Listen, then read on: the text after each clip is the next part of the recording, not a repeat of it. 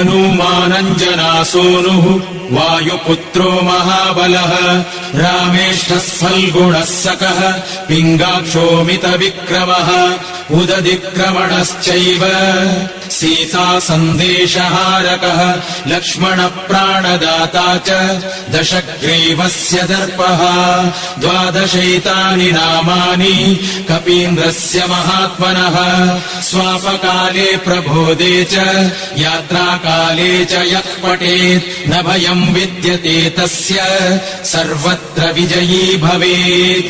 स्वस्ति श्रीहनुमद्12 नामस्तोत्रम् सम्पूर्णम्।